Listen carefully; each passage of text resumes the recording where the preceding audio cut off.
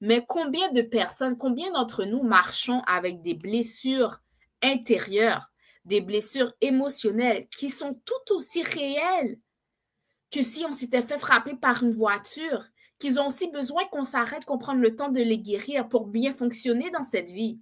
Quand, quand on fait un accident de voiture, puis qu'on est blessé à notre genou, puis qu'on boite, qu'on marche, tu sais, on ne peut pas bien marcher, les gens comprennent que tu as besoin de t'arrêter puis de soigner cette blessure-là. Cette douleur dans ta jambe t'empêche de bien naviguer dans ce monde. C'est la même chose avec des blessures intérieures. Quand on a été blessé intérieur, les gens ne le voient pas, mais ces blessures-là aussi nous empêchent de naviguer dans ce monde comme on devrait le faire. Ça nous empêche d'être à notre meilleur quand on interagit avec d'autres personnes. Mais parce que les gens ne le voient pas, des fois on se fait juger ou ne comprennent pas certaines réactions qu'on peut avoir, mais ils ne savent pas que c'est comme ils viennent de peser sur un bobo qui n'est pas guéri, un bobo interne. C'est pour ça que c'est important de nous savoir qu'on a été blessé intérieurement.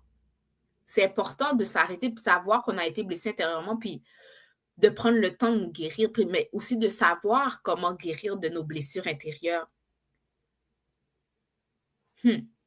Moi, je te dis, il y a des blessures que tu as, c'est ça qui t'empêche d'être la meilleure version de toi-même. Des blessures intérieures sur lesquelles tu dois travailler, qui t'empêchent d'être dans la relation que tu veux être, peut-être de te sortir d'une relation toxique, d'avoir le métier ou la carrière que tu désires être, d'avoir la famille que tu désires avoir, d'avoir, la vie que tu désires avoir. C'est des blessures que tu as que tu dois guérir.